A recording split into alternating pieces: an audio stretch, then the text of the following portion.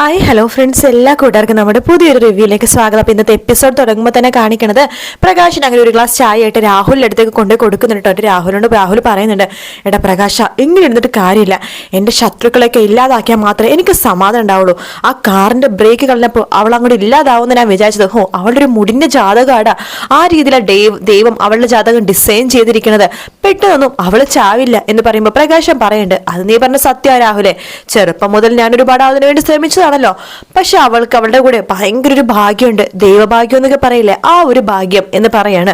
അത് കേൾക്കുമ്പോൾ രാഹുൽ പറയണ, എന്ത് ദൈവഭാഗ്യമാണെങ്കിലും അവളെ ഞാൻ ഇല്ലാതാക്കിയിരിക്കും എന്ന് പറയുമ്പോഴേക്കും പ്രകാശം മനസ്സിൽ വിചാരിക്കുകയാണ്, എടാ രാഹുലെ, നീ വിചാരിച്ച എന്റെ മോളുടെ രോമത്തിൽ പോലും തൊടാൻ സാധിക്കില്ലടാ എന്ന രീതിയിൽ പ്രകാശം പുച്ഛത്തോടു കൂടി രാഹുലോട് പറയുന്നുണ്ട്. അതെന്തെങ്കിലും ആവട്ടെ, നീ ചായ കുടിക്കുക, അല്ല നിനക്ക് എന്താ കഴിക്കാൻ വേണ്ടത് എന്ന് ചോദിക്കുമ്പോൾ, എടാ ഞാൻ ഇനിയിപ്പോൾ എപ്പോൾ വേണമെങ്കിലും മരിച്ചു പോകും, അല്ലെങ്കിൽ ജയിലിലേക്ക് പോകും, അതുകൊണ്ട് എനിക്ക് വയറിന് ഇഷ്ടപ്പെട്ട, നാവിന് ഇഷ്ടപ്പെട്ട നല്ല ഭക്ഷണങ്ങൾ നീ ഉണ്ടാക്കി തരണം. അതിനെന്താ ഞാൻ ഉണ്ടാക്കി തരല്ലോ, നിനക്ക് മീൻ വേണോ, ഇറച്ചി വേണോ, പച്ചക്കറി വേണോ, എന്താ വേണ്ടത്? മീൻ വേണമെങ്കിൽ പറ, എനിക്ക് നല്ല മീൻ നോക്കിപ്പോൾ എടുക്കാനുള്ള പരിചയമൊക്കെ ഉണ്ട്, കടയിൽ കുറച്ച് ദിവസം നിന്നതാണല്ലോ, അതുകൊണ്ട് നിനക്ക് ഏത് മീനാ വേണ്ടെന്ന് പറഞ്ഞാൽ ഞാൻ കടയിൽ പോയി മേടിച്ചിട്ട് വരാം. എടാ ഏത് മീനായാലും കുഴപ്പമില്ല, നല്ല പച്ച മീനായിരിക്കണം, അത് നീ കറിയും വറുക്കൊക്കെ ചെയ്യും. ഇനി കുറച്ച് നാൾ ചിലപ്പോൾ ഞാൻ ഇവിടെ ഉണ്ടാവുള്ളൂ, അതിനുള്ളിൽ എനിക്ക് നല്ല നല്ല ഭക്ഷണങ്ങളൊക്കെ കഴിക്കണം, സുഖമായിട്ട് വേണം എനിക്ക് ജയിലിലാണെങ്കിലും മരിക്കെങ്കിലും ചെയ്യാൻ. എൻ്റെ മോൾക്കും കിട്ടാൻ സുഖം ആർക്കും കിട്ടാൻ ഞാൻ സമ്മതിക്കില്ലടാ. എൻ്റെ മോളുടെ ജീവിതം നശിപ്പിച്ച ആ കിരണും കല്യാണിയും ആദ്യം ഇല്ലാതാവണം, പിന്നെ ആ ചന്ദ്രസേനും രൂപയൊക്കെ ഇല്ലാതാവണം, എങ്കിൽ മാത്രമേ എനിക്ക് സമാധാനം കിട്ടുള്ളൂ എന്നിങ്ങനെ പറയാണ്. പ്രകാശൻ ഇതൊക്കെ കേട്ടൊരു പുച്ഛത്തോടു കൂടി തന്നെ കേട്ടോണ്ടിരിക്കുക കേട്ടോ. പിന്നീട് കാണിക്കണ കല്യാണിനെയാണ്. അങ്ങനെ കല്യാണി ഇങ്ങനെ വീട്ടിലിങ്ങനെ റൂമിലിരിക്കുന്ന സമയത്ത് കല്യാണിന്റെ ഫോണിലേക്ക് ഒരു മെസ്സേജ് വരും കേട്ടോ. കല്യാണി നോക്കുമ്പോഴേക്കും ഈ മാസം 18-ാം തീയതി നീ കൊല ചെയ്യപ്പെടും എന്നാണ് ആ മെസ്സേജ്. കല്യാണി പുച്ഛത്തോടെ ചിരിക്കുകയാണ്. ആ സമയത്ത് കിരൺ അങ്ങോട്ടേക്ക് വരുന്നുണ്ട്. കിരണേട്ടാ, ദേ ഈ മെസ്സേജ് നോക്കിയേ എന്ന് പറയുമ്പോഴേക്കും കിരൺ ആ മെസ്സേജ് വായിക്കുകയാണ്. ഈ മാസം 18-ാം തീയതി നീ കൊല ചെയ്യപ്പെടും, ഈ മാസം 18-ാം തീയതി നീ കൊല ചെയ്യപ്പെടും എന്നാണല്ലോ കല്യാണി എഴുതിയിരിക്കുന്നത്. അതിനെന്താ കിരണേട്ടാ, കൊല ചെയ്യപ്പെടണമെങ്കിൽ ഇപ്പൊ ചെയ്യട്ടെ, നമ്മുടെ ജീവിതം ഇങ്ങനെ കേരട്ടെ, എപ്പോഴായാലും മരിക്കണം. കല്യാണി നീ എന്തൊക്കെയാ പറഞ്ഞത് നോക്ക്, ഇത് അങ്ങനെ നിസ്സാരമായിട്ട് കാണാൻ പറ്റില്ല. ഈ മെസ്സേജ് അയച്ചേക്കണം മിക്കവാറും ആ ഗംഗപ്രസാദോ അല്ലെങ്കിൽ ആ വിക്രമോ ആയിരിക്കും. ഇനി ഗംഗപ്രസാദ് എങ്ങനെ ജയിലിൽ നിന്ന് ഇപ്പോൾ പരോളിലെങ്ങനെ ഇറങ്ങിയാ എന്ന് ചോദിക്കുമ്പോഴേക്കും, അല്ല അച്ഛൻ പറഞ്ഞിട്ടുണ്ടെന്ന് ജയിൽ സൂപ്പറിനോട് പരോളിൽ ഇറങ്ങിയാൽ പറയണമെന്ന്. പക്ഷെ ഗംഗപ്രസാദ് പരോളിൽ ഇറങ്ങാൻ ചാൻസ് ഇല്ല. ഇനി ആ വിക്രം ആയിരിക്കോ? എങ്കിൽ എന്തായാലും ജയിലിൽ പോയിട്ട് ആ ജയിൽ സൂപ്പറിനോട് കണ്ട് സംസാരിക്കണം. അവരാവാനാ ഈ ഡേറ്റ് ഒക്കെ ഇട്ട് പറയുള്ളൂ. രാഹുലിനൊക്കെ ഡേറ്റ് ഇട്ട് പറയില്ല, കാരണം ഡേറ്റിനനുസരിച്ച് അവർക്കൊന്നും ചെയ്യാൻ സാധിക്കില്ലല്ലോ. മുമ്പ് തൊട്ട് അയാൾ ഡേറ്റ് ഇട്ട് ഒരു കാര്യം പറയാറില്ല. അപ്പൊ ഇതിന്റെ പിന്നിൽ വേറെ ആരും ആയിരിക്കണം. ഇനി ആ സരിവ് എങ്ങനെ ആയിരിക്കും എന്നൊക്കെ കിരൺ പറയുമ്പോൾ കല്യാണി ഇപ്പൊ പേടിയില്ലാതെ പറയണ്ടേ. ആരായാലും എന്താ കിരണേട്ടാ, നമ്മൾ പേടിക്കേണ്ട ഒരു കാര്യമില്ല. കല്യാണി നിനക്ക് എന്താ ഒരു പേടിയില്ലാത്തത്? നോക്ക്, നിനക്ക് ഇന്ന് സംഭവിച്ച എന്റെ ജീവിതത്തിന് താളം തെറ്റും, ഈ കുടുംബത്തിന് താളം തെറ്റും, നമ്മുടെ മോന്റെ കാര്യം അതൊക്കെ നീ ചിന്തിക്കുന്നുണ്ടോ?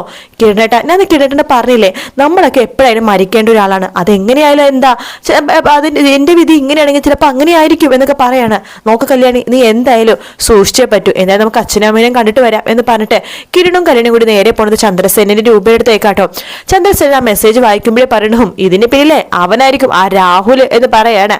കിരൺ പറയുന്നുണ്ട്, ചിലപ്പോൾ അയാളായിരിക്കാം. ഒരു ഡേറ്റ് വരുമ്പോഴേക്കും നമ്മൾ ആ ഡേറ്റ് അനുസരിച്ച് നീറി ജീവിക്കുമല്ലോ, അതിനെ വേണ്ടിയിട്ടായിരിക്കാം. എന്തായാലും മക്കളെ സ്നേഹിക്കുന്ന രണ്ടുപേരും പുറത്തുണ്ടല്ലോ, ആ വിക്രമയും അതുപോലെ തന്നെ സരിയുമാണ് ഏറ്റവും കൂടുതൽ കല്യാണി ഇല്ലാതാവാൻ ആഗ്രഹിക്കുന്നത്. അതുകൊണ്ട് മക്കളുടെ സ്നേഹം, മക്കളുടെ ആ ഒരു സന്തോഷത്തിന് വേണമെങ്കിൽ രാഹുൽ ഇത് ചെയ്യും, അതുപോലെ പ്രകാശനും ചെയ്യും എന്ന് പറയാണ്.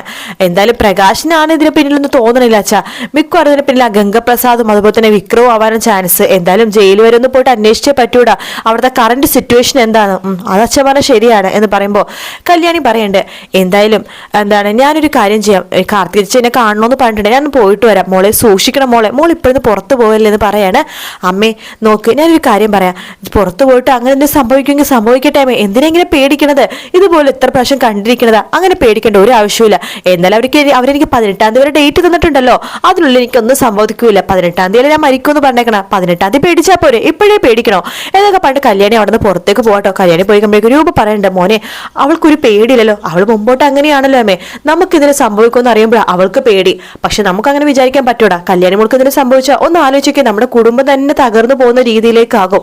എന്തായാലും ഇതങ്ങനെ വെറുതെ വിടാൻ പറ്റില്ല. ആ പ്രകാശനാണോ എന്ന് സംശയിക്കേണ്ടിയിരിക്കുന്നു. വിക്രത്തിന്റെ സന്തോഷത്തിന് വേണ്ടി അയാൾ എന്തും ചെയ്യും. അതുകൊണ്ട് അയാൾ അടുപ്പിക്കൊന്നും വേണ്ട. ഇല്ലച്ചാ, സത്യം കൊണ്ട് നമ്മൾ അയാൾ അടുപ്പിച്ചിട്ടൊന്നുമില്ല എന്ന് പറയാണ്. പിന്നീട് കാണിക്കണ കല്യാണി കാർത്തികനെ കാണാൻ പോയിരിക്കാട്ടോ. ആ മെസ്സേജിനെ കുറിച്ച് കാർത്തിക പറയണ്ട, മോളെ എന്തായാലും ആ മെസ്സേജ് വന്ന സ്ഥിതിക്ക് സൂക്ഷിക്കണം. ഇങ്ങനെ ഡേറ്റും നമ്പറും ഫോൺ നമ്പറും ഡേറ്റും കാര്യങ്ങളും സ്ഥലവും ഒക്കെ രേഖപ്പെടുത്തി മെസ്സേജ് അയക്കണ പരിപാടി ആ ഗംഗപ്രസാദിനെ ഉള്ളത്. പക്ഷെ അവൻ ജയിലിലായതുകൊണ്ട് അവനെ വേണ്ടി ചിലപ്പോ ആ രാഹുലാണ് ഇതൊക്കെ ചെയ്യണമെന്നും പറയാൻ പറ്റില്ല. അവന്റെ പിന്നെ വേറെ അവർ കുറെ ആൾക്കാരും പുറത്തുണ്ടാവുമല്ലോ, അവന് വേണ്ടി ആരെങ്കിലും ചെയ്യുന്നതാണെന്നും അറിയില്ല മോളെ എന്ന് പറയാണ്. എന്തായാലും എനിക്ക് പേടിയൊന്നുമില്ല മോളെ. നീ എന്താ പേടിയൊന്നുമില്ല ചേച്ചി എന്ന് പറയുമ്പോൾ നീ എന്താ മോളെ ഇങ്ങനെയൊക്കെ പറഞ്ഞതല്ല ചേച്ചി. നമ്മുടെയൊക്കെ ജീവിതം ഇത്ര ആയുസേ ഉള്ളൂ എന്ന് ജാതകത്തിൽ പറഞ്ഞിട്ടുണ്ടെങ്കിൽ അതിനപ്പുറം നമുക്ക് ജീവിക്കാൻ പറ്റില്ലല്ലോ മോളെ. ദേ എല്ലാവർക്കും അറിയാം നിന്റെ കുടുംബത്തിന് നെടുതൂണ് നീയാണെന്ന്. നീ നശിന് കഴിഞ്ഞാൽ കുടുംബം തന്നെ നശിക്കുമെന്ന് എല്ലാവർക്കും അറിയാം. അതുകൊണ്ട് എല്ലാവരും കണ്ണു വെച്ചിരിക്കുന്നത് നിന്നിലാണ്. അതുകൊണ്ട് നീ സൂക്ഷിക്കണം ചേച്ചി. ഞാൻ പറഞ്ഞില്ലേ, എനിക്കൊരു പേടിയില്ല. എന്നെ സ്നേഹിക്കുന്നവരെ കുറിച്ച് ആലോചിച്ചിട്ട് അവരുടെ ജീവനെ കുറിച്ച് ആലോചിച്ചിട്ട് എനിക്ക് പേടിയുള്ളൂ മോളെ. ഇപ്പൊ ഇങ്ങനത്തെ ഒരു മെസ്സേജ് എനിക്ക് വരികയാണെങ്കിൽ ഞാനും ഇതുപോലെ തന്നെയാണ്. ജീവന് പേടിക്കൊന്നുമില്ല. പക്ഷെ മറ്റുള്ളവരുടെ ആ ഒരു അങ്കലാപ്പും അവരുടെ ഒരു സ്നേഹവും അത് നമ്മൾ കാണാതെ പോകരുത് മോളെ. കുറച്ചു ദിവസം ഞാൻ നിന്റെ വീട്ടിൽ വന്ന് നിന്നോട്ടെ ചേച്ചി. ഇതാലോചിച്ച് പേടിച്ചിട്ട് എന്റെ കൂടെ വന്ന് നിൽക്കുകയാണെങ്കിൽ അത് വേണ്ട. സന്തോഷത്തോടു കൂടി തന്നെ എന്റെ കൂടെ നിൽക്കുകയാണെന്നുണ്ടെങ്കിൽ നിൽക്കാം, അല്ല പേടിച്ചിട്ട് നിൽക്കുകയാണെങ്കിൽ വേണ്ട എന്ന് പറയാണ്. മോളെ പേടിയുണ്ടോന്ന് ചോദിച്ചാൽ പേടിണ്ടാതിരിക്കില്ലല്ലോ. എന്തിനും 18-ാം തീയതി വരെ സമയം തന്നിട്ടുണ്ടെങ്കിലും 18-ാം തീയതിക്ക് മുമ്പും അവർ അതിനുവേണ്ടി ശ്രമിക്കും. മോള് മൊത്തത്തിലൊന്ന് സൂക്ഷിക്കണം ചേച്ചി. എനിക്ക് സംശയം അവളെയാണ്, ആ സരയു എന്ന് പറഞ്ഞവളെ. അവളായിരിക്കും ചിലപ്പോൾ ഇതിന്റെ പിന്നിൽ. ആർക്കെങ്കിലും ഒക്കെ പൈസ കൊടുത്ത് വില ഗുണ്ടകളെ ഏർപ്പാടാക്കിയിട്ടുണ്ടാവായിരിക്കും. അവരായിരിക്കും ഇങ്ങനത്തെ മെസ്സേജ് അയച്ചത് എന്ന് പറയാണ്. അവളെ സംശയിക്കണം. ഏത് നേരവും ജനൽ തുറന്ന് നമ്മുടെ അടുത്തേക്കാ നോക്കിക്കൊണ്ടിരിക്കല്. പിന്നെ ആ പ്രകാശ് എന്ന് പറഞ്ഞ ആളെ വിശ്വസിക്കല്ലേ മോളെ. അയാളെ വിശ്വസിക്കാന്ന് കൊള്ളില്ല ചേച്ചി. എല്ലാം എനിക്ക് അറിയാലോ, ഞാൻ നോക്കി കണ്ടേക്ക് എല്ലാം ചെയ്യുള്ളൂ ചേച്ചി. തോർത്ത് ടെൻഷൻ ആവണ്ട എന്ന് പറഞ്ഞിട്ട് കല്യാണി അവിടുന്ന് പോവാണ്. പിന്നീട് കാണിക്കുന്നത് നമ്മുടെ സരിയൂനെയാട്ടോ. സരിയു എന്തൊക്കെയോ ആലോചിച്ചുകൊണ്ടിരിക്കുകയാണ്. പിന്നീട് എഴുന്നേറ്റ് വന്നിട്ട് താഴത്തേക്ക് പോയിട്ട് ഷെൽഫൊക്കെ തുറന്നു നോക്കാണ്. ആ നിഷയുടെ കല്യാണ കാർഡ് എവിടെയെങ്കിലും കാണണമല്ലോ എന്ന് പറഞ്ഞിട്ട് തപ്പി അവസാനം നിഷയുടെ വെഡിങ് ലെറ്റർ എടുക്കുന്നുണ്ട്. ശേഷം അത് ലെറ്റർ എടുക്കുമ്പോഴേക്കും ഷാരി അങ്ങോട്ടേക്ക് വരും കേട്ടോ. എന്താ മോളെ അത് എന്ന് ചോദിക്കുമ്പോൾ പെട്ടെന്ന് തന്നെ സരിയു ആ ലെറ്റർ എടുത്ത് ബാഗിലേക്ക് ഒളിപ്പിക്കുകയാണ്. ഒന്നുമില്ല, എനിക്ക് പുറത്തു വരുന്നു പോകണം. എന്തിനാ മോളെ നീ ഇത്ര എപ്പോഴും പുറത്തു പോണത്? നിനക്ക് വേണ്ടിയിട്ടുള്ള ഫുഡും കാര്യങ്ങളൊക്കെ ഞാൻ റെഡിയാക്കി വെച്ചിട്ടുണ്ട്. അത് നിങ്ങൾ തന്നെ അങ്ങോട്ട് കഴിച്ചോ മോളെ. നിനക്ക് ഇഷ്ടപ്പെട്ടതൊക്കെ ഞാൻ ഉണ്ടാക്കി വെച്ചിരിക്കുന്നത്. എനിക്കത് വേണ്ട. അത് അത് പോകുന്നത് നിങ്ങൾക്ക് അതിന് വിഷമമുണ്ടെങ്കിൽ നിങ്ങൾ കഴിച്ചോ. എന്നാലും കുറച്ച് ദിവസം കൂടി എനിക്ക് വെച്ച് വിളമ്പി തരാൻ പറ്റുള്ളൂ. അത് കഴിയുമ്പോൾ നിങ്ങൾ ഒറ്റയ്ക്ക് ഉണ്ടാക്കണ്ടേ. പ്രകാശിന്റെ അമ്മനെ പോലെ ഏതെങ്കിലും അനാഥാലയത്തിൽ പോയി നിന്നാലോ എന്ന് ഞാൻ ആലോചിക്കുന്നത് മോളെ. എങ്കിൽ ഇപ്പൊ തന്നെ പോയിക്കോ. ആരും നിങ്ങൾ പിടിച്ചു വെച്ചിട്ടൊന്നുമില്ല. എത്രയും പെട്ടെന്ന് പോയിക്കോ മോളെ. അല്ല മനോഹർ നിനക്കൊരു മാല മേടിച്ചെന്നല്ലോ. ആ മാല നീ ഇപ്പൊ കഴുത്തിലിടാത്തത്? എപ്പോഴും അത് കഴുത്തിലിട്ട് നടക്കാൻ പറ്റും. ഞാനത് വിഴുങ്ങി എന്ന് പറയണം. മോളെ ഞാൻ ചോദിച്ചതേ ഉള്ളൂ. മാല മേടിച്ചപ്പോൾ നീ ഭയങ്കര സന്തോഷത്തിലാണല്ലോ. അതെന്തെങ്കിലും ആവട്ടെ, എനിക്ക് പുറത്ത് വിട്ട് കുറച്ച് ആവശ്യമുണ്ട്. ഞങ്ങൾ അമേരിക്ക പോകാൻ ഇനി അധിക ദിവസം ഇല്ലല്ലോ.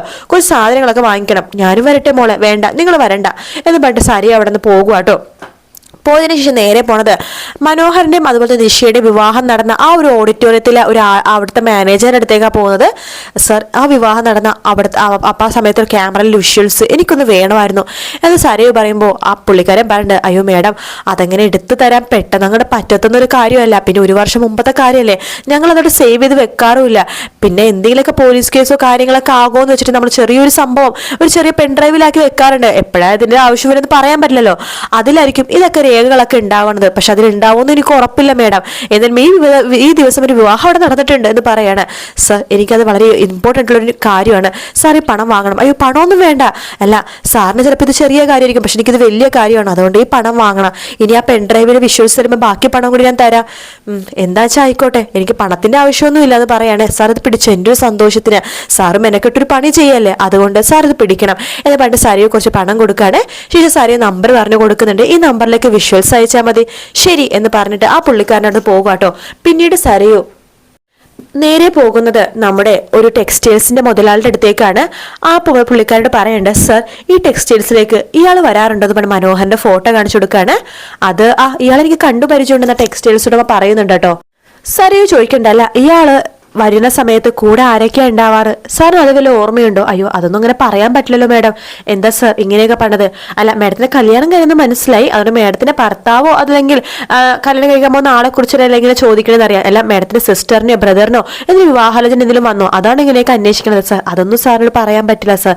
എനിക്ക് വലിയ ചെറിയൊരു ഉപകാരം സാർ ചെയ്തു തരണം. സാർ ആ CCTV നോക്കിയിട്ട് ഇയാളെ വന്ന ദിവസങ്ങളിലെ ഫോട്ടോജ് എടുത്തത് എനിക്ക് തന്നെ ഏതൊക്കെ പെൺകുട്ടികളുടെ കൂടെ എപ്പോഴൊക്കെ ഇയാൾ വന്നിട്ടുണ്ടെന്ന് ഒന്ന് ഫോട്ടോജ് നോക്കി പറഞ്ഞുതരാം. ശരി ഞാൻ ചെയ്തു തരാം, എന്നിട്ട് എൻ്റെ നമ്പറിലേക്ക് അയച്ചു തരണേ സർ. ശരി ഞാൻ ചെയ്തു തരാമെന്ന് പറയാണ്. അങ്ങനെ സാരി കുറച്ച് പണം അയാൾക്കും കൊടുക്കുന്നുണ്ട്. അയാൾ അവിടെ നിന്ന് പോവാണ്. സാരി ആകെ ടെൻഷനിലാട്ടോ. ആ ഒരു ഭാഗത്തോടെ എപ്പിസോഡ് തീരുന്നത്. വീഡിയോ ഇഷ്ടപ്പെട്ടാൽ ലൈക്ക് ചെയ്യാനും സബ്സ്ക്രൈബ് ചെയ്യാനും കമന്റ് ചെയ്യാനും മറക്കല്ലേ. Bye bye.